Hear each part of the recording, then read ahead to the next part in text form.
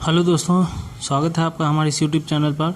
दोस्तों आज हम लोग हाइपरबोला का प्रॉब्लम नंबर 2 सॉल्व करने जा रहे हैं।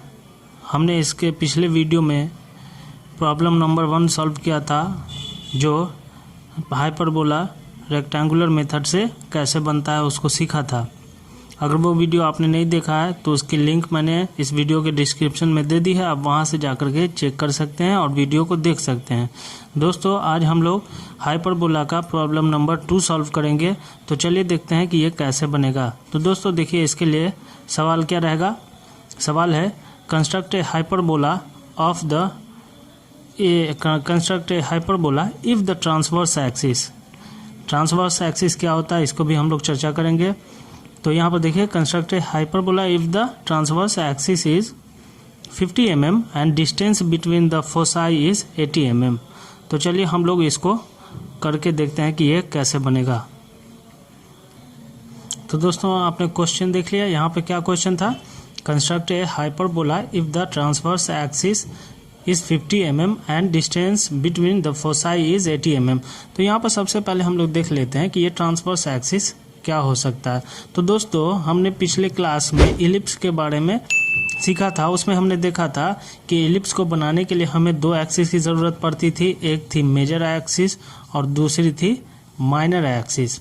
तो दोस्तों ये जो इंटरसेक्ट हो रहा है दोनों एक्सिस, इसको हमने O पॉइंट नाम दिया था। अब जो मेजर एक्सिस की दूरी थी, तो हमने क्या किया था कि इस O पॉइंट से, मान लीजिए कि मेजर एक्सिस की दूरी 60 mm थी, तो हमने क्या किया था, इस पॉइंट से 30 mm यहाँ लिया था और इस पॉइंट से 30 mm यहाँ लिया था। तो ये जो टोटल डिस्टेंस हो गया था, ये कितना हो गया था, 60 mm हो गया था। तो यहाँ पर ट्रांसवर्स एक्सिस का मतलब कि semi major axis. Semi major axis मतलब देखिए, सेमी का मतलब क्या, आधा। तो आधा एक्सिस पर हमने यहाँ माप दिया और आधा एक्सिस पर हमने माप यहाँ दिया। तो ये जो एक्सिस दोनों साइड में बनी है, इसी एक्सिस को हम लोग ट्रांसवर्स एक्सिस कहते हैं। समझ में आ गया होगा दोस्तों।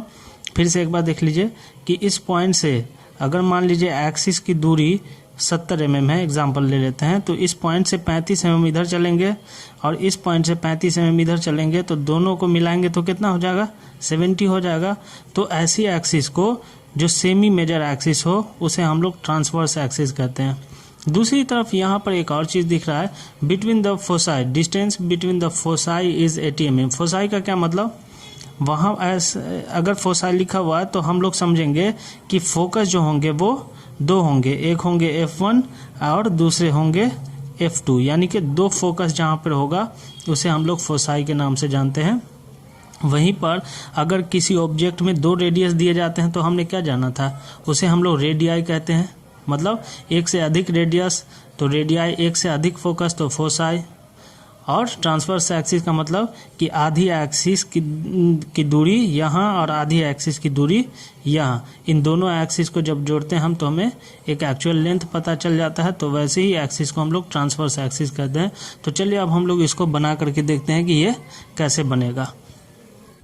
तो दोस्तों इसको बनाने के लिए हमें सबसे पहले 2 एक्सिस की ज़रूरत होगी, एक हॉरिजॉन्टल एक्सिस की ज़रूरत होगी और दूसरी एक वर्टिकल एक्सिस की। तो चलिए हम लोग एक हॉरिजॉन्टल और एक वर्टिकल एक्सिस ड्रॉ कर लेते हैं। चलिए इसका नाम दे देते हैं हम A, इसे हमने कहा B, इसे कहा C और इसे हम लोग कहेंगे D। अब क्या करना है दोस्तों, सवाल देख लीजिए। सवाल में था construct A hyperbola if the transverse axis is 50 mm। तो हमें क्या करना है कि ये जो इंटरसेक्ट किया है 2 लाइन, इस लाइन से हमें क्या करना होगा, 25 mm इधर चलेंगे और 25 mm इधर चलेंगे, तो हमें क्या हो जाएगा, 50 mm मिल जाएगा। तो चलिए हम लोग 25 mm यहाँ चलते हैं, तो ये मेरा ये 10 20 और ये मेरा 25 हो गया, ये 10 ये 20 और ये मेरा 25 हो गया। ठीक है दोस्तों। और देखिए, जब हमने ट्रांसवर्स एक्सिस 50 mm तो 25 mm इधर चले गए, 25 mm इधर चले गए। उसके बाद क्या है, and distance between the foci is 80 mm। तो फिर क्या करेंगे, इसका मान लीजिए नाम हमने दे दिया O। तो इसी O से हम क्या करेंगे, 40 mm इधर चलेंगे राइट हैंड साइड की तरफ, ये मेरा तो ये 10, 20, 30 और ये मेरा 40 हो गया। ये 10, 20, 30 और ये मेरा 40 हो गया। तो 40 mm इधर राइट हैंड साइड की तरफ चले और इधर चले। अब जो हमने 25 लिया था इसका नाम देते हैं V और इसका नाम देते हैं V डैश, और हमने जो फोसाई के लिए लिया था इसे हम लोग बोलेंगे F और इसको बोलेंगे हम लोग F डैश। ठीक है दोस्तों। अब देखिए दोस्तों हमें क्या करना है, यहाँ जो F से B तक की डिस्टेंस है, F से जो B तक की डिस्टेंस है इसको रैंडमली हमें 4 भागों में बांट लेना है। तो हम कंपास का यूज़ करेंगे और इसमें कोई भी माप से हम क्या करेंगे 4 भागों में बांट लेंगे। लेकिन पहली माप जो आप लेंगे उसी माप से आपको सारे कट लगाने हैं। तो ये 1, ये 2, ये 3 और ये मेरा दोस्तों 4 हो गया। ये इसकी हम नेमिंग कर लेते हैं। ये 1 है, ये 2 है, ये 3 है और ये 4 है। ठीक है दोस्तों। अब उसके बाद हमें क्या करना है, देखिए यहाँ पर सबसे इम्पोर्टेंट काम क्या है, यहाँ देखिए V1 की V पर रखेंगे और 1 की दूरी ले लेंगे। V पर रखेंगे, 1 की दूरी लेंगे और F को सेंटर रख करके, F को सेंटर मान के एक आर्क लगाएंगे। एक आर्क इस साइड में लगाएंगे और दूसरा आर्क हम यहाँ लगा लेते हैं। फिर क्या करेंगे, V पर अपना कंपास का पॉइंट रखेंगे और 2 की दूरी ले लेंगे और F को सेंटर मान करके फिर हम एक आर्क इस साइड लगा लेते हैं और दूसरा आर्क इस साइड में लगा लेते हैं। फिर क्या करेंगे, V पर अपने पॉइंट को रखेंगे कंपास के और 3 की दूरी ले लेंगे और F को सेंटर मान करके एक आर्क यहाँ लगाया और दूसरा आर्क इस साइड में लगा लिया। फिर क्या करेंगे, V पर रखेंगे, 4 की दूरी ले लेंगे और F को सेंटर मान के हम एक आर्क यहाँ लगाएंगे और दूसरा आर्क यहाँ लगा लेंगे। ठीक है। जहाँ अब ये चारों हो जाने के बाद अब हमें सबसे ज़रूरी काम क्या है कि यहाँ देखिए ये काम कर लेने के बाद अब हमें V डैश पर रखना है पॉइंट को और 1 की दूरी ले लेंगे। V डैश पर रखेंगे, 1 की दूरी लेंगे और F डैश से सेंटर मान करके पहले वाले आर्क को कट लगाएंगे, एक इस साइड में और एक इस साइड में। फिर क्या के रखें, V डैश पर रखेंगे, 2 की दूरी भरेंगे और F डैश को सेंटर मान करके ये दूसरे वाले आर्क को कट करेंगे। ये छोटा पड़ गया है इसलिए अभी पहले इसको हम बड़ा कर लेते हैं। ठीक है दोस्तों। तो अब क्या करेंगे, V डैश पर रखेंगे और 2 की दूरी हमने कर लिया था। अब 3 की दूरी लेंगे और F डैश को सेंटर मानेंगे और तीसरे वाले आर्क को काटेंगे, एक इस साइड में और एक इस साइड में। फिर क्या करेंगे, V डैश पर रखेंगे, 4 तक की दूरी लिया, F डैश पर सेंटर माना और चौथे वाले आर्क को कट किया। यहाँ भी चौथे वाले आर्क को कट किया। अब इसकी नेमिंग कर लेते हैं। ये जो मेरा पॉइंट इंटरसेक्ट हुआ इस पॉइंट को हम बोलेंगे P1, इस पॉइंट को बोलेंगे P2, इस पॉइंट को बोलेंगे P3 और फाइनली इस पॉइंट को बोलेंगे P4। यहाँ पर भी हमें इंटरसेक्शन प्राप्त हुआ है तो हम इस पॉइंट को क्या बोलेंगे, P1 डैश। ये जो मेरा है ये P2 डैश, ये मेरा P3 डैश और ये मेरा P4 डैश। अब ये हो जाने के बाद आप जो प्रक्रिया आपने इस साइड में किया है उसी प्रक्रिया को सेम प्रोसीजर से हमें यहाँ पर भी करना होगा। तो चलिए हम लोग इसके लिए क्या करेंगे, जो काम हमने यहाँ से किया था F से B तक को 4 भागों में बांटा था, अब F डैश से A तक को भी हम रैंडमली 4 भागों में बांट लेंगे। उसमें ज़रूरी नहीं है कि लेंथ जो है एक्चुअल हो या मेजरमेंट के साथ हो, आप कोई भी साइज़ ले सकते हैं, लेकिन पहले जो साइज़ लेंगे उसी साइज़ से सारे लाइन को काटना है। तो ये मेरा 1, ये 2, ये 3 और ये हमने 4 बराबर भागों में बांट लिया। अब इसकी भी नेमिंग कर लेते हैं। ये 1 डैश हो गया, ये 2 डैश हो गया, ये 3 डैश हो गया, ये 4 डैश हो गया। अब सेम प्रोसीजर क्या करना है, वी डैश पर रखना है हमें अपने कंपास के पॉइंट को, और 1 तक की दूरी ले लेंगे और एफ डैश से एक आर्क लगाएंगे, एक इस साइड में एक इस साइड में। फिर क्या करेंगे, वी डैश पर रखेंगे और 2 डैश की दूरी लेंगे और एफ डैश को सेंटर मानते हुए एक आर्क यहाँ लगाएंगे और दूसरा आर्क यहाँ लगा लेंगे।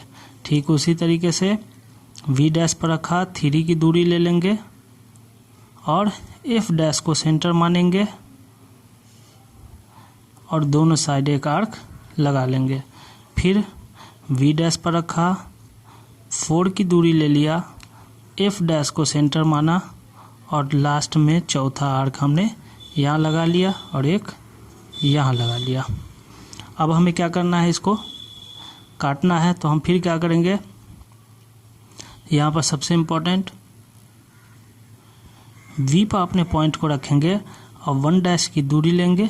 वी पर अपने पॉइंट को रखा, 1 डैश की दूरी लिया और एफ को सेंटर मानते हुए एक आर्क हम यहाँ लगाएंगे और एक आर्क यहाँ लगाएंगे। फिर क्या करेंगे, वी पर रखेंगे, 2 डैश की दूरी ले लेंगे और एफ को सेंटर मानते हुए दूसरे वाले आर्क को काटेंगे एक इस साइड में। ये भी थोड़ा कम हो गया, इसको भी बढ़ा लेते हैं। तो दोस्तों हमने 2 तक का काम कर लिया था। अब क्या करेंगे, फिर वी पर रखेंगे, 3 डैश की दूरी ले लेंगे और एफ को सेंटर मानते हुए हम तीसरे वाले आर्क पर कट लगाएंगे दोनों साइड में। फिर क्या करेंगे, वी पर रखेंगे, 4 डैश की दूरी ले लेंगे, 4 डैश की दूरी लेंगे, एफ को सेंटर मानेंगे और यहाँ पर चौथे वाले आर्क को भी दोनों साइड से काट लेंगे। अब इसकी भी हम नेमिंग कर लेंगे, इसकी भी नेमिंग कर लेंगे। अब तो ये मेरा P1 हो गया, ये P2 हो गया, ये मेरा P3 हो गया और ये वाला जो लास्ट में है इसे हम लोग P4 कहेंगे। ठीक उसी तरीके से इसे हम लोग P1 डैश कहेंगे, इसे P2 डैश कहेंगे, इसे P3 डैश कहेंगे, इसे P4 डैश कहेंगे। अब हमें क्या करना है, फ्रेंच कर्व का प्रयोग करना है। फ्रेंच कर्व का प्रयोग करके हमें एक आर्क को पॉइंट टू पॉइंट ट्रेस करते हुए एक आर्क ड्रॉ करना होगा। यहाँ भी उसी तरीके से करना होगा। तो चलिए हम लोग करके देखते हैं। तो चलिए हमने फ्रेंच कर्व यहाँ पर ले लिया है। अब पॉइंट टू पॉइंट ट्रेस करते हुए हमें एक आर्क ड्रॉ करना है। तो ये हो गया, एक कर्व बनाएंगे हम लोग, एक ये हो गया। यहाँ पर दोस्तों फ्रेंच कर्व का इस्तेमाल बहुत ही सावधानी से करने की ज़रूरत है, नहीं तो थोड़ा सा भी गड़बड़ होगा, आपका जो आर्क होगा वो बिल्कुल सही नहीं बनेगा। तो यहाँ हमने ले लिया,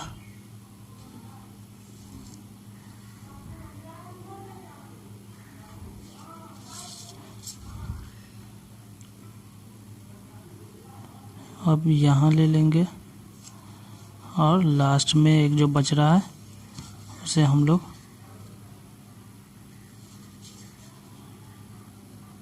यहाँ से ले लेंगे। तो ये देखिए, ये जो मेरा कर्व बना है ठीक उसी तरीके से इधर भी बना लेना होगा। तो यहाँ